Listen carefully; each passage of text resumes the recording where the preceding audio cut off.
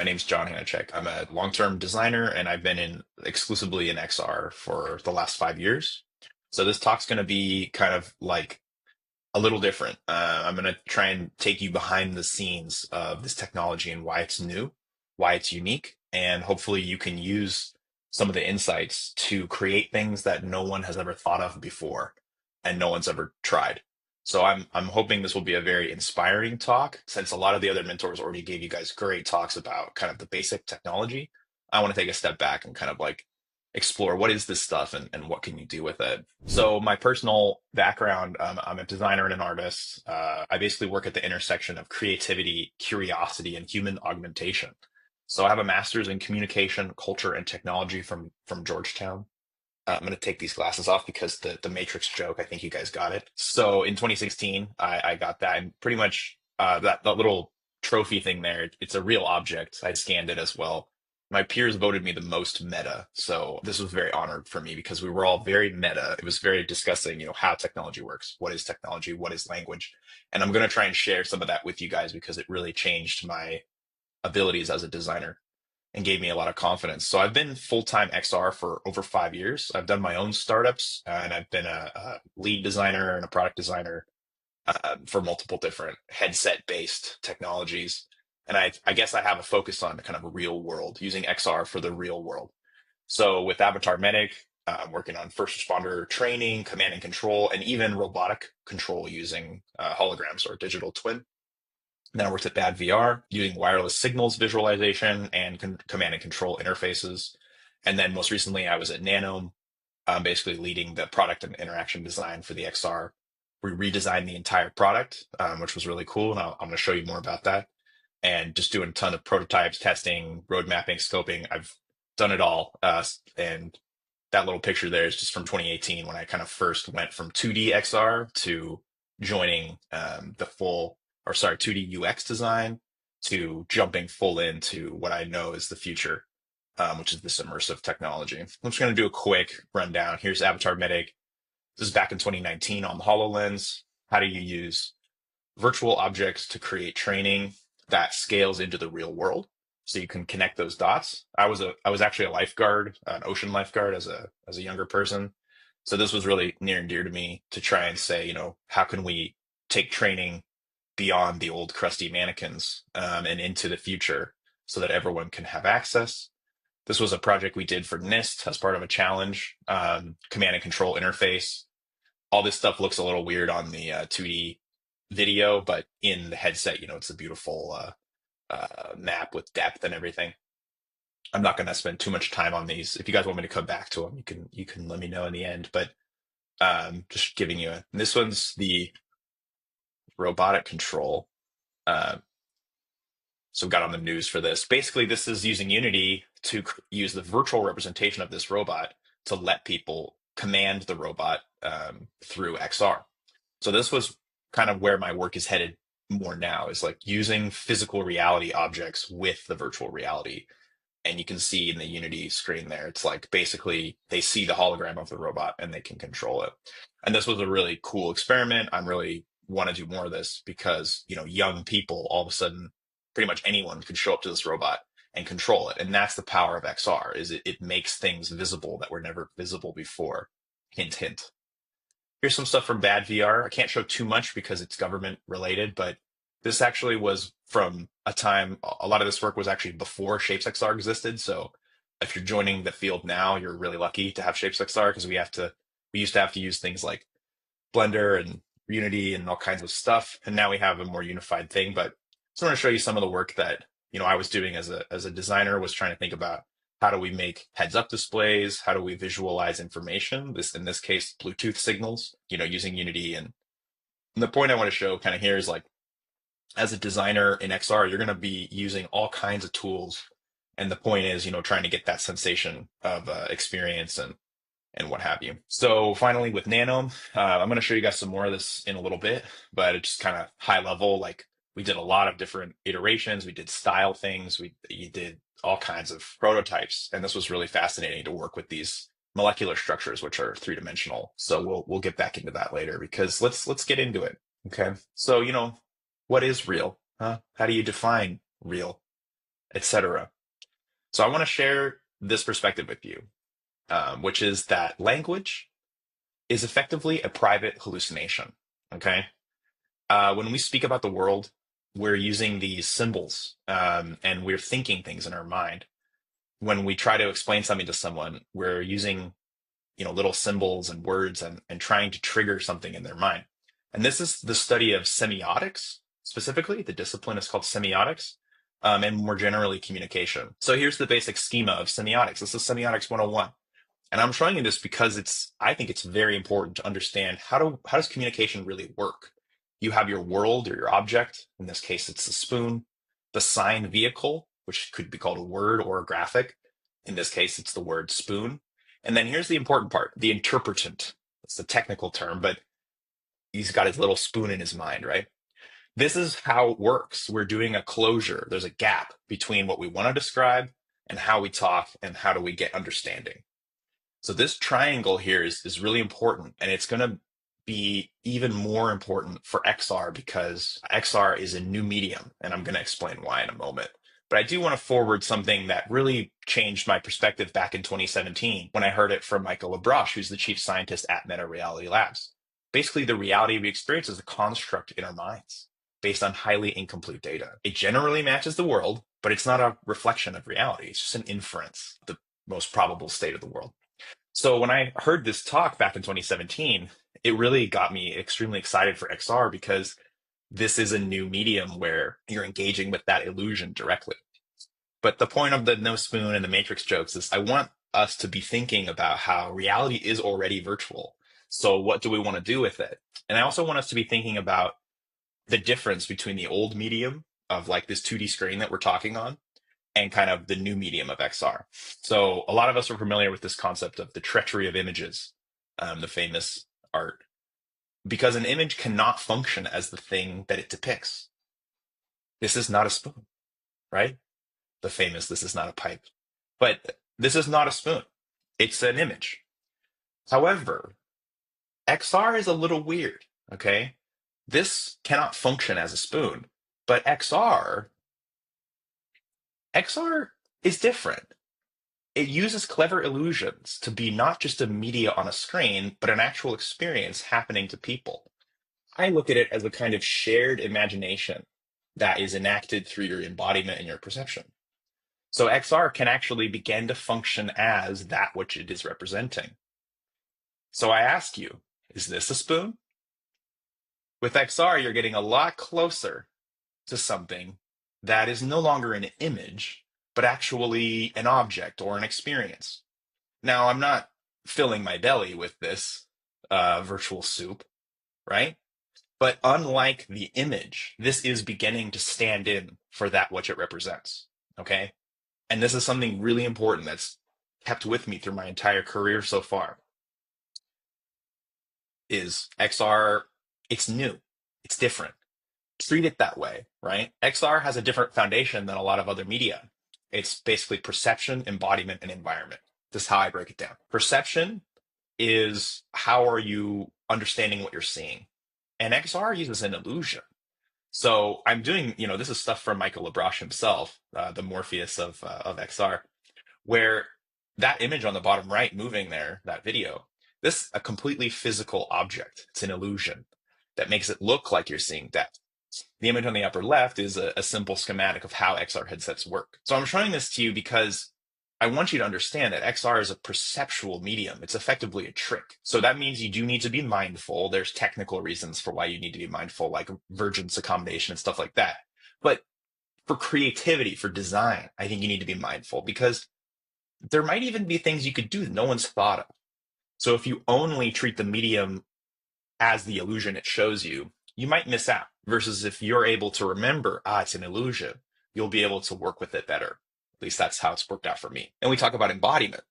So with XR, a user's entire body and environment is going to be involved in the experience, which means you have to accommodate for their physiology. You can't just ask them to do things that are impossible or too tiring. And you also have to ask them to do things that the headset can actually perceive.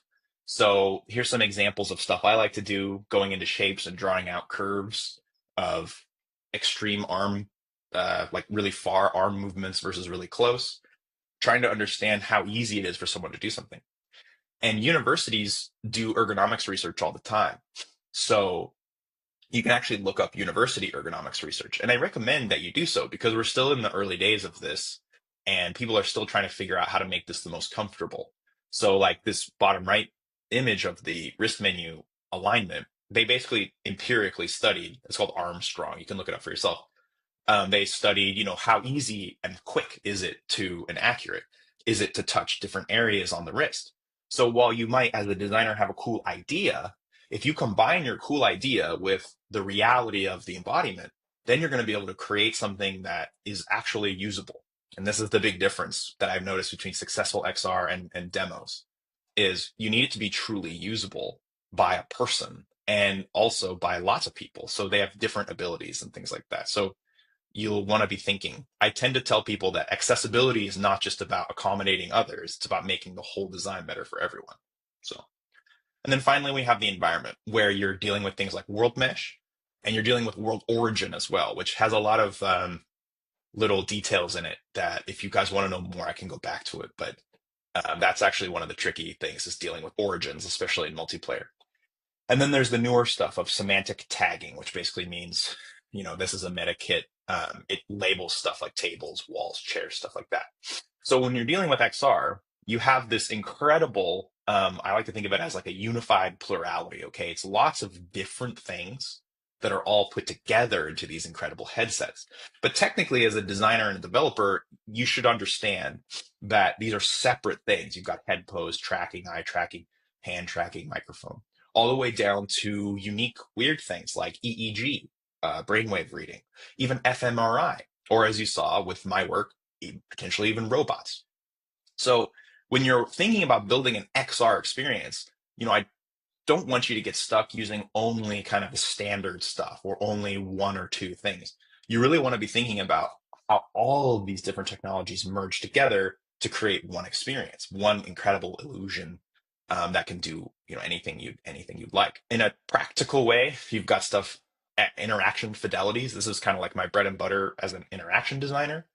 And just generally, you can think about this as high, medium, and low where high, it's a big emphasis on kind of immersion, details. Sometimes these will involve actual dexterity or accuracy of doing something. It doesn't have to be physical reality, but it is going to be some kind of simulated dynamic. Medium kind of balances between it, like reloading the gun or something. And it's not, you don't have to literally align the magazine. You can kind of trick it, right? Whereas high, you'd have to physically align it correctly or something like that. And then low fidelity is basically just click, kind of old school interactions like we're used to. So you're going to be using a mixture of interaction fidelities in every application. So you're going to want to know basically what fidelity you need for which thing. Like you wouldn't want to make your menu extremely high fidelity, requires a lot of effort to use, where you don't want to waste your time on places that aren't going to give you any value. So okay, what's up with this? Why am I telling you all this? Well, because once you understand that it's all an illusion and that it's all pieces together, you can really craft some very useful illusions. And over these years of working on this, I've kind of developed my own way of thinking about how to orient my design. Because I'm going to show you a real example of why knowing the truth of this medium can help you find a better metaphor and kind of sidestep over what you thought was a problem or a goal you have that you didn't think you could surmount. If you free your mind, then you might actually find that there's a whole other way to approach your issue than what you might have realized. And so I want to make sure that folks don't get stuck thinking XR is about just simulating reality. XR is actually this really interesting continuum of it can be very abstract or it can be very grounded. So it can be very realistic. Sometimes I call the abstract. And it can also be very physically strenuous to do, like you're sweating, or really physically easy. It's very relaxing. And this is something that I use as a designer all the time, just to orient myself.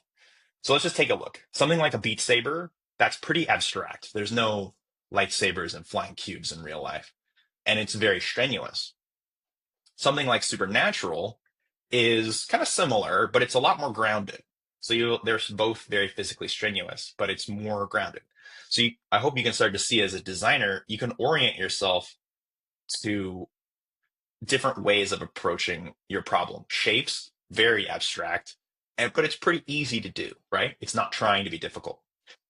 And the reason that this schema works out really well for me, I've seen lots of these, but this is the one I use, and I want to forward to you all, is because then if you look at something like the middle here, gun raiders, very abstract, slightly strenuous. Population one, maybe more in the middle, right? It's kind of grounded, but it's also kind of abstract. You fly in, and maybe it's a little easier to do physically. Then you get Half-Life Alyx, a lot more grounded, maybe a little more hard to do. So the point is not like, is this a perfectly accurate representation of how hard or how easy or how whatever? The point of thinking like this is that, for me at least, I am able to start understanding, what do I need to do to create the good experience? What am I trying to achieve? Because sometimes I see people get stuck in the kind of grounded, difficult to use because they're trying to simulate physical reality. But the thing about VR, XR, is it doesn't exist. It's an illusion. So there's no reason to simulate physical reality unless you need to. So the point here is that instead of thinking about XR as a simulation, I want us to think about XR as an illusion so that we can craft really, really good illusions, right? That are very useful. So here's a really practical case study, okay? Nanome, redesigning it from version 1 to version 2. The very first version of Nanome was created in 2016. So it's a pretty old application from back in the Rift days. And it experienced a lot of feature blow and fragmentation over the years of deployment. So that's when I got hired, and we worked with the team to basically refresh it. So the metaphor, or the way that Nanome 1 works, is like, it's as if the molecule is a statue, and then the users move around the statue like they teleport. But the issue with this, so the good part about this is that it's easy to understand. Oh, it's an object. I'm used to objects, right? Here's an object. Okay, stand around it. But the problem was that people were teleporting on accident, and they were not able to really get the right view because they were getting in each other's way.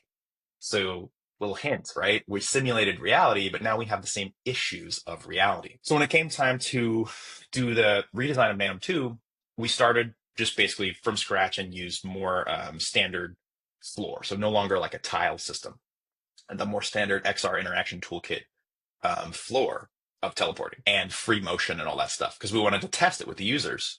And then we went to a few rounds of alpha testing with pharmaceutical customers, both users and non-users, like users of Nanome 1 and not users of Nanome 1. And basically the exact same issues came up. They were falsely teleporting. They couldn't figure out how to go. They were spending a lot of time trying to move around the structure and not really interacting with the structure. So I wanted a different way to do it. The team was straight up asking, I had developers straight up asking me, is there some other way we can do this? Because it's taxing on the network to try and always simulate that this object exists, because it doesn't exist. Remember what I'm saying? So what are we going to do? Well, it doesn't exist. There is no spoon. There is no molecule. It doesn't exist. So since it doesn't exist, how can we make it work better for what the users need? So instead of simulating reality, what if we made a different reality that was better? And that's the point of XR for me. So we came up with I called it non-rivalrous structures. That was the very beginning metaphor. Why can't the structure be non-rivalrous? This tennis ball only has a few views of it, right? This object. But if it's a virtual tennis ball, it's just data. So everyone could see it at the same time. So that's what we did. We messed around a lot with different prototypes. We used chairs in the office to simulate what this would be like. But basically, the idea turned into what we called spotlight and follow, where every structure can be manipulated freely, or you can subscribe to someone's view of it through a follow, or they can push out their exact view. So now there's no more teleportation. There is no movement. There is no spoon. There's only looking at the structure and adding basically a pointer that is always relative to the structure. So if I go over and I start spinning the structure around, people's pointers, those purple blobs up there, will stay relative. So if they're explaining something to me and they're kind of showing me in this way, and I want to break out of that and look at it. So if any of you guys have experienced Figma, this was basically like, how do we bring that power of spotlight and follow from 2D tools, but still make it make sense in 3D? And it did require a lot of testing, but I think we pulled it off where you're looking at the structure on your own or with each other, and you can go back and forth. But this is kind of odd, like it's a different metaphor, and yet it worked really well. When we took this back to our users, then they said, oh my gosh, this is great. Seeing stuff from each other's perspective is more helpful. People preferred it to Nanome 2. They like to just get the structure and not have to worry about where they were. And they all liked the ability of kind of, I can go off on my own while you're talking and not disrupt you, but also not get bored. This was a big issue with the other paradigm is if it's a statue, I have to wait until you're done using it. But if it doesn't exist, then I can use it while you're using it, right? Non-rivalrous. So going back to our little graph here, Nanome 1 was more maybe grounded and a little harder to use physically. It required a little more clicking around. And then we took Nanome 2 and slid it way over to the abstract and easy area. So I'm not saying, that this is the right way to do it, like that you should be trying to target making everything abstract and easy. What I'm getting at is that when we reapproached the problem and looked at what the users actually needed, it turned out that the users, they needed something that was more tuned to what they're doing rather than trying to simulate reality. So the reason that I work with this rubric here, this kind of guideline, is just really to understand, like, where am I in space? What am I going to have to explain to the user? So with this new paradigm, we have to explain a little bit more to them because there's no way to do this in physical reality. But once they see it happening in XR, they take it for granted and it becomes something that's real. And I hope you can see the full circle I'm trying to go here, which is that since it's all an illusion, you can make the right illusion for your job and not worry about, again, copying reality because reality has a lot of issues. What if we could make a better reality? And that's the power of XR, in my opinion. I'm going to go over this basically design thinking 101 type stuff. You've probably already seen a lot of this from the other mentors, but just from my perspective, I always have phases where I do research and discovery, and then there's concept exploration, and then there's mechanics validation. And that's important to do all of them because if you come up with a good idea, it might not work and you have to test it. So that image on the right is basically just my rough, like, how do I approach doing this? And for anyone who doesn't know what a how might we is, I'm just going to quickly explain that. In design world, we use this concept called how might we. It's abbreviated HMW. And it basically just means that you're not going to jump to a solution right away. You're not going to say, oh, the user one said to make the button red, user two said they couldn't find the button. Okay, so those two pieces of feedback are kind of like, what do you do with that? Well, with a how might we, you can reframe it. How might we make sure they find the right button? How might we, ensure they're clicking the right thing? Whatever. It's a way to reframe something specific into a question that you and your team can go after. So you see in the graph, how might we do this? Well, let's have some ideas and try idea 1, 2, 3. Test it, reflect, test, reflect. That's what we do, a lot of data gathering. And then you're going to understand what happened. Okay, so out of that, maybe you can pick one of the ideas. Maybe one of the ideas won. Maybe you need to combine a couple of your ideas together, or maybe none of them worked at all and you have to try over again. And you just basically do this over and over and over again. But the point that I want to bring up is just make sure you use that how might we. Don't just literally follow user feedback. We would always joke as a team that what Henry Ford said, if you asked users what they want, they'd say they want a faster horse. And again, this is coming full circle to you as XR designers. If they say, I want X, I want, this thing to work like this. You could literally copy what they said, or you could try to understand what they want, what they mean, and then use your knowledge of XR and your ability to reconceptualize the problem to give them something that they wouldn't have thought of. Because user feedback is great, but it can also really lead you astray because they don't know what's possible, right? They're just responding to what you're showing them. And that's why keeping yourself open, doing that research and discovery about what's possible, doing concept exploration, and then actually validating, does this work with people, is the key. You can't really skip any of those steps. But you don't want to get bogged down early in saying, okay, I'm gonna, iterate on this one feedback I keep getting. Take a step back. You're the designers, right? You're the developers. You're gonna translate what they want into something that is possible to build and maybe something better than they could have imagined. So my main thing that I want to share with you, really, to conclude this, and then we can jump into the questions, is make it worth it to wear the headset. In my over 5 years of doing this with real customers, that's the biggest takeaway I've had from it all. It's still a bit annoying to put on a headset. They have to take it on, take it off, make sure it's charged. You, the designer, have to consider the entire user journey of putting the headset on, taking it off, putting it back on. You don't get to just have them in your app. You need to zoom out. You need to think about how are they going to live with your application in combination with the headset. So that includes the headset operating system. That includes, their life. Where does their headset live? What kind of space are they in? What kind of physicality do they have? Do you get what I'm saying?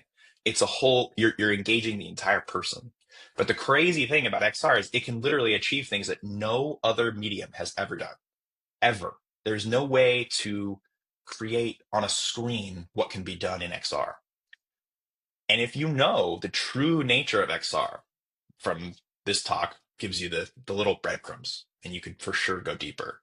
But what I'm trying to communicate is that if you understand that this is an illusion, if you know that you're working with a simulation of possibility of etc., then you might be able to push XR further than anyone has ever done. And you might be able to set a new standard because this is what the team at Nanome we were able to do, I think, is set a new standard.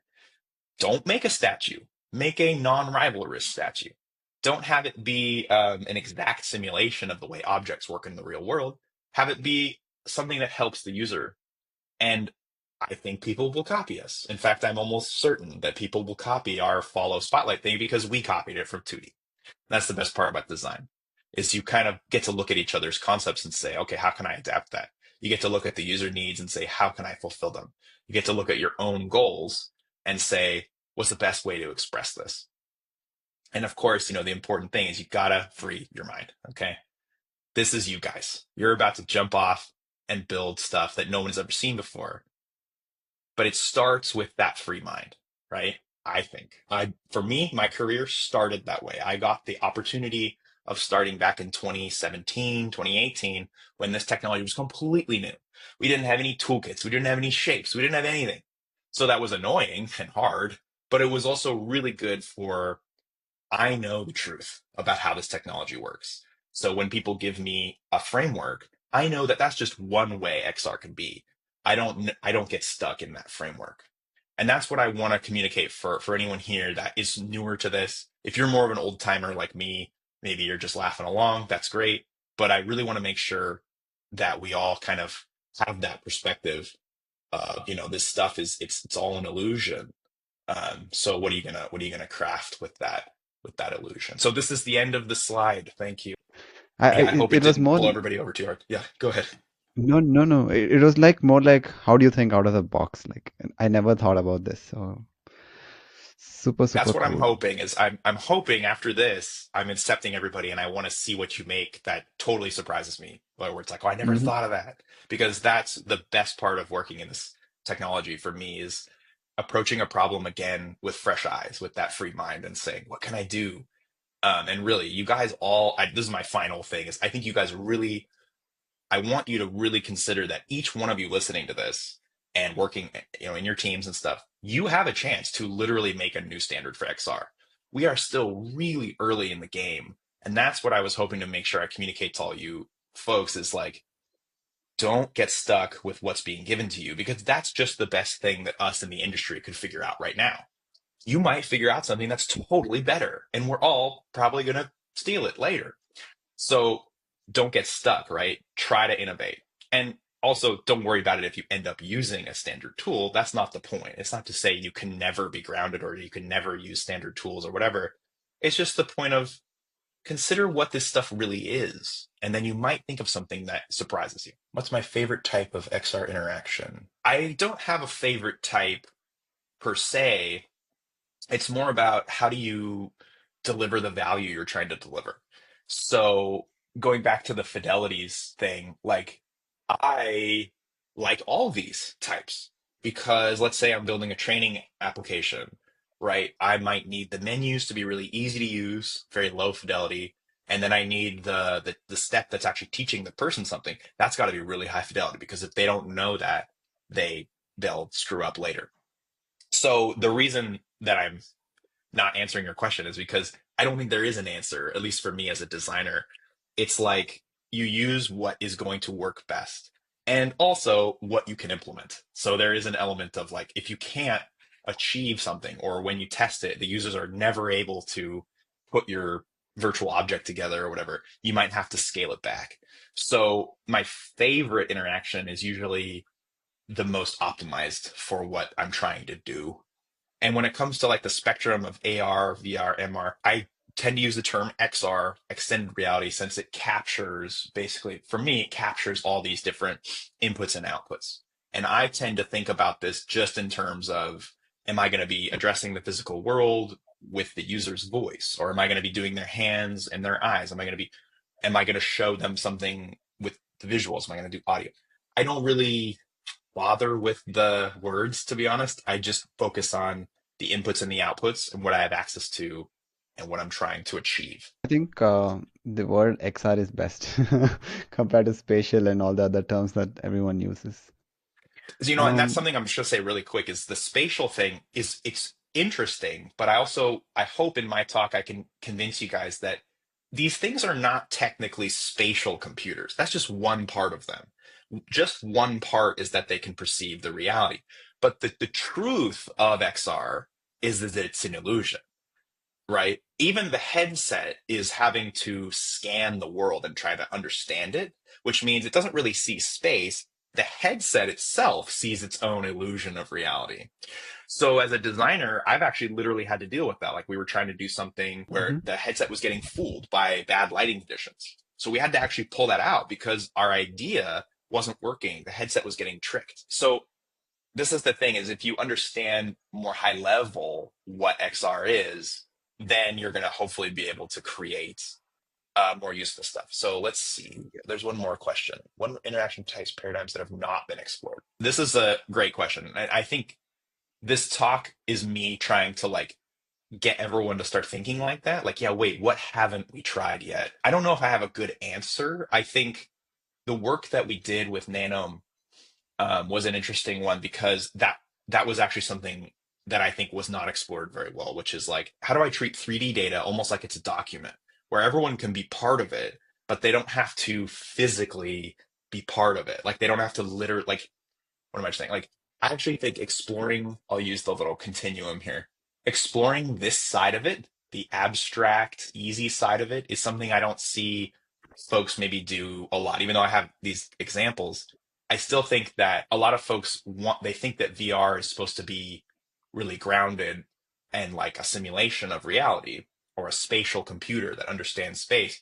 But I think exploring more of the hallucinogenic kind of abstract side of it and really particularly understanding the physical work. I actually think the best way I can answer this question is interactions. Do your best, explore what's possible. I think we haven't explored, everything totally, but the one thing I really think we need to focus on is the physical effort. A lot of people's experiences, if you try to use them for more than a couple hours, you have an issue. And that's something I really want to drive home is like people are not exploring enough, in my opinion, the physicality of XR. How hard is this to use? You make a cool little interaction of like do a flick or hit your wrist. Now try to do that for 3 hours. So the difference of my career is I've been building tools that people use in their job. And so I have to constantly keep in my mind, is this going to make sense to them? Can I explain it to them if it doesn't make sense? And can they physically do this for hours? Do they even have the space in their room to do this? So I think it's kind of like you're gonna find game-changing ideas by taking that step back and seeing what XR offers you. and then connecting that dot with what you're trying to make. And that's where I think you're going to find some really interesting ideas. And I hope that helps. But I like it's an open field, is what I'm trying to say. We have a lot of toolkits, and I think the other mentors probably covered really great toolkits and how to do that and stuff. But I'm just want to make sure everybody kind of takes that moment to say, like, wait, but the toolkits are just an illusion. The toolkits were made up. What if I needed to make a different toolkit? So I don't know your problem. And that's maybe my final thought about this is that every time, if I start from the technology, I'll make the same thing every time. XRI, you know, interactions, whatever.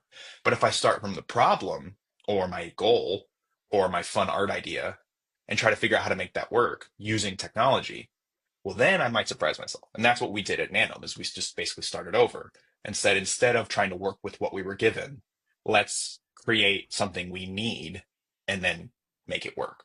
After watching, yeah, Dynamic Land. Nice. I'm just reading your comment.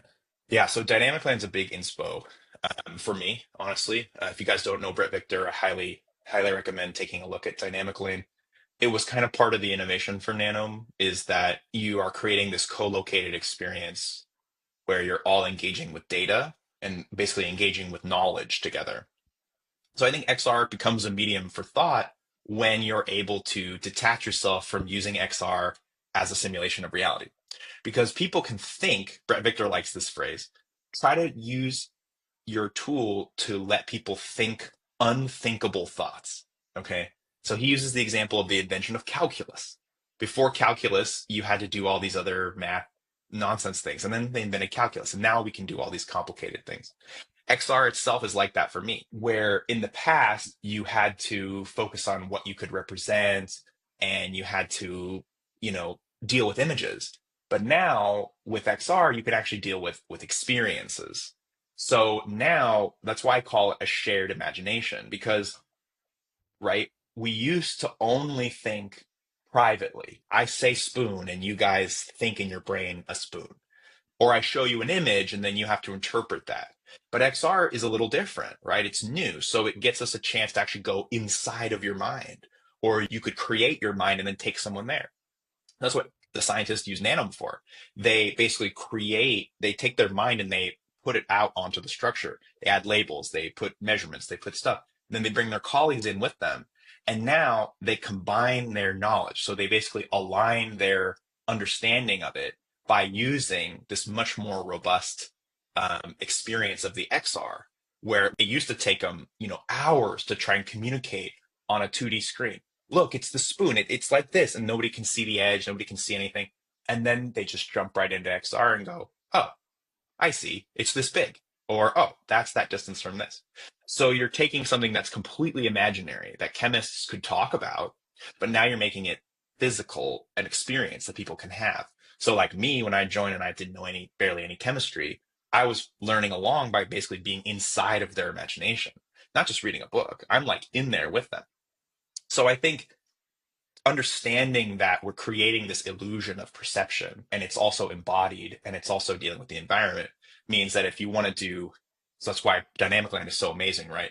Because you're doing thinking, you're creating weird programs and stuff, you're embodied, so you're physically moving around. Maybe part of thinking is actually that movement, right? I can't move too far because I'm in 2D screen, but in VR we can dance, we can jump. Those are part of thinking that we don't tend to. In fact, Brett Victor himself talks about how this rectangular medium that we're all in is kind of inhumane because it cuts us off from stuff we do, like movement. It cuts us off from the environment and it cuts us off from our depth perception. So here comes XR, able to do that anywhere. So you can do it in the middle of a field. Dynamic land is cool, but it relies on a building. I like the XR headsets because they can go outside, they can go inside, they can be anywhere and still give you that possibility of creating a shared thinking space where you're actually trying to bridge that gap between spoon, you know, to actually something that's an experience. So hopefully that gives you some inspo. How to use an advantage to blend the physical world. Yeah, so I'm going to read Agata's comment. So the illusion part of it. I actually think my most concrete example so far in my career was the robot that I did. So using this, the hologram of the robot combined onto the robot was really odd because normally when you have a robot, you just see the object, right? You just see the robot itself. But with XR, you can see the robot's past state, its current state, and its future state. So you're actually getting you're this kind of vision of like, oh, I know what the robot's going to do and I know what it's done. So in the physical world, the robot's just sitting there or it's moving. But in the virtual world, or the overlay is what I basically did with this, when you combine them together, now you've created this extended reality where you can actually see the inside state of the robot on the outside. So for you as a simple human, I'm just a little ape, right? I can now use my normal human faculty to be like, oh, I think the robot's going to hit something. Or, oh, wait, I don't want him to do that next. I need him to do this. And instead of having to like be in the computer and read the code, you're just looking at it. So this is kind of the like, you can use the illusion and connect it to reality, or you can use the illusion completely on its own to create an experience, something like Gumball Dreams or VR chat worlds where they're kind of really crazy, right? And you can, again, either lean into the physical world or lean totally virtual, or even combine them where you're giving the physical world something virtual that can't exist. But together, they do exist because as far as we're concerned, right? Michael Abrash tells us our whole reality is basically virtual. So if you can convince the person doing your thing that it's real, it is. If it brings them value, brings them joy, and that's where I like your question of like, you don't always have to use the laws of physics. Sometimes you want to subvert the laws of physics because here, when I drop, like this has to drop, right, in the physical world, but in VR, not necessarily, right? So you just want to be deliberate about using, and that's why I bring this up is you want to be deliberate about when are you using physics versus when are you completely ignoring it? When is it hard to do versus when is it easy to do?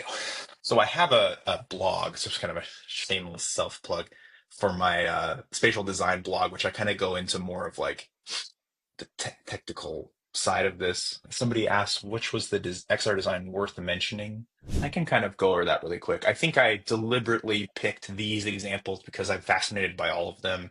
There's more, but I think I can kind of explain like these are each really effective designs. And they know what they are. So Beat Saber, it knows it's a completely abstract thing that is hard. And that's what it is. That's what it is. It doesn't try to be anything else. Supernatural knows that it wants to try to ground you a little bit in the physical world, but it also knows that it's trying to make you work out. So it doesn't have to obey the physics. It just needs to get you to work out, right? You see what I mean? It doesn't need to listen to make a medicine ball or whatever. It just needs to get you to work out. So that opens up a lot of design.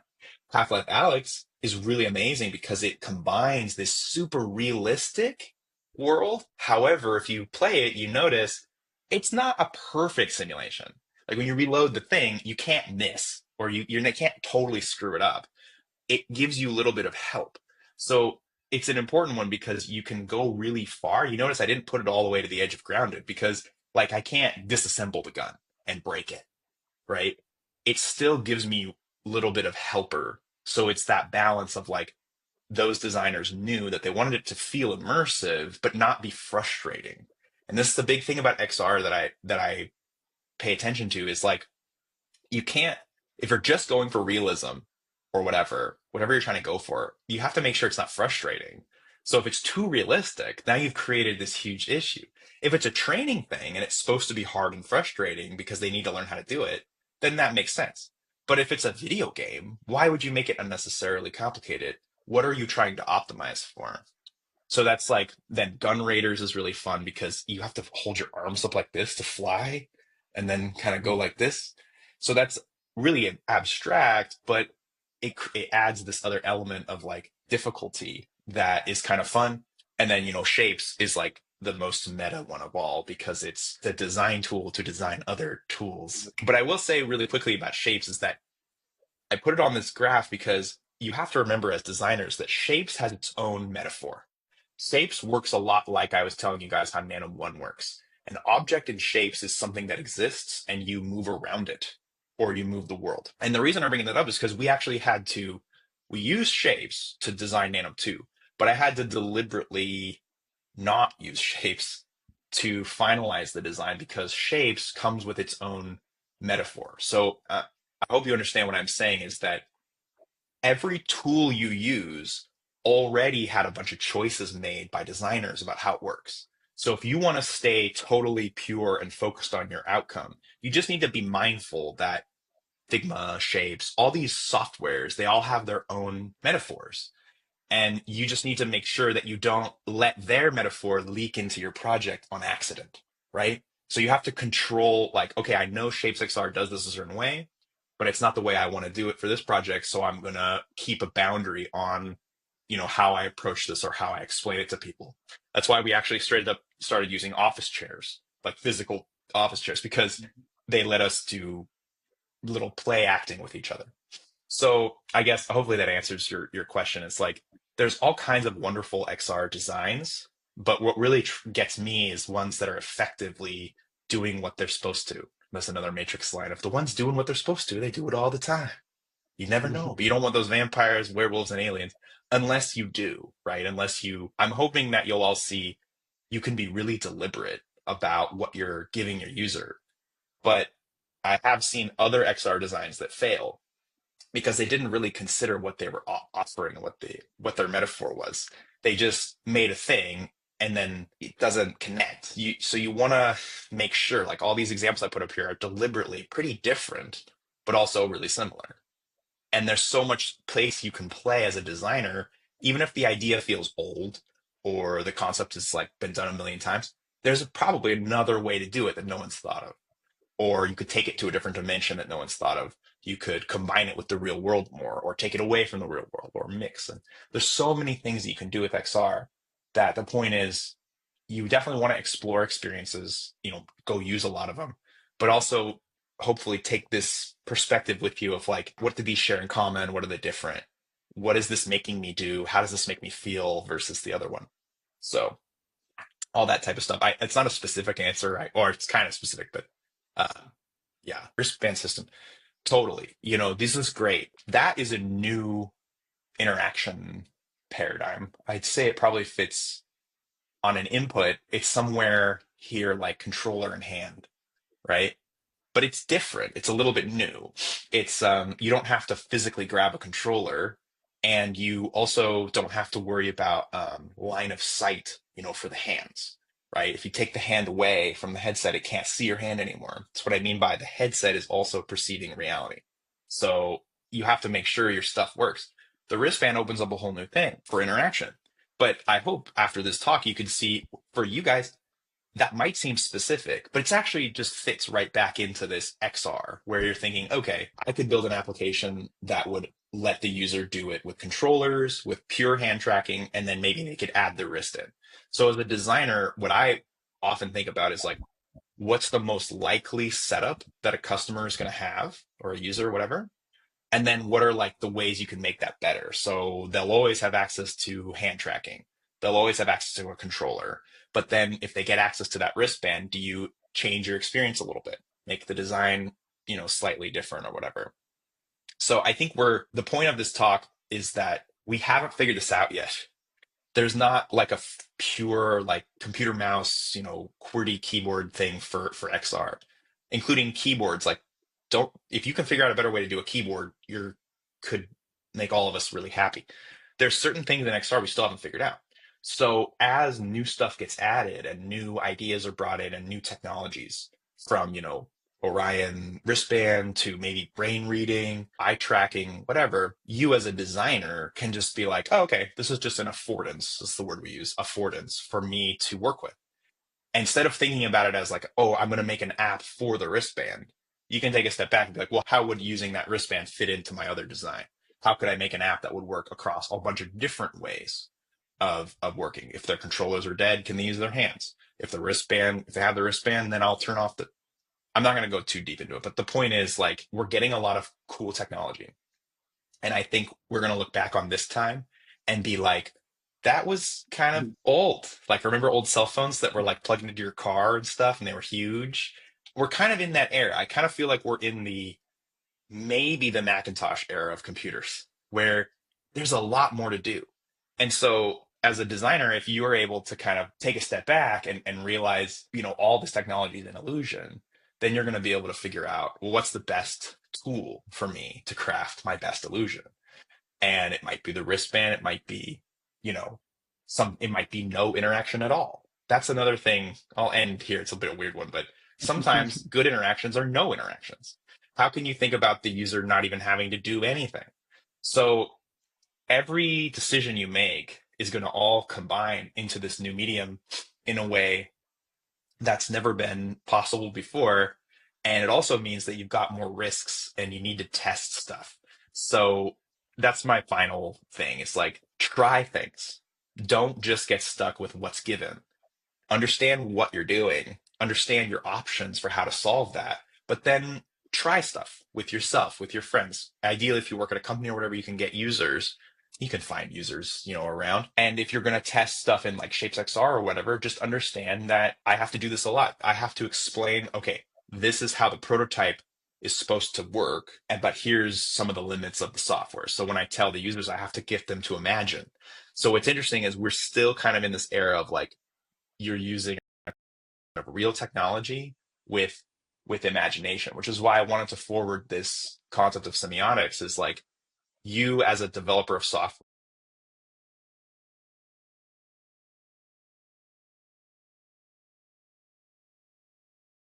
you're trying to close this triangle where the world shapes XR or whatever, just understand that I have to do this a lot. I have to explain, okay, this is how the prototype is supposed to work, but here's some of the limits of the software. So when I tell the users, I have to get them to imagine. So what's interesting is we're still kind of in this era of like you're using a combination of real technology with imagination, which is why I wanted to forward this concept of semiotics is like you as a developer of software, you're trying to close this triangle where the world makes sense, the signals are clear, and the user knows what's happening. And this is like basic. This applies to just like human language, but it carries through into design so that now, in theory, you guys should be able to use any technology that gets invented ever because you understand what design is trying to do. And so it won't matter what the specifics are because you can always update based on, what options you have. All right, so that was super cool. Thank you so much, John, for taking all your time to give us this wonderful lecture and answer all these questions. Yeah, thanks everybody. I'm excited to see what you're all gonna make because I'm serious. Like, although I've been in the industry for 5 years, I know for a fact I've barely seen anything, right? I've barely Mm. seen what we can do with this technology. So I'm really excited, for what you guys will kind of show us. And also, there's no shame or problem with using great tools and stuff from other people. The Mhm. main point is just that's not the only way to do it, right?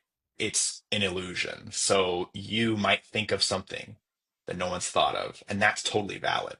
Or you might have a goal that's perfectly solved by XRI or whatever. That's also totally valid. As long as you can keep this in the back of your mind, you should be able to build basically anything and surprise us all, with what's possible with this new medium. All right, awesome. Thank you so much for joining, and have a nice day, afternoon, or night, wherever you're joining us from. And yep, see you soon. All right. For your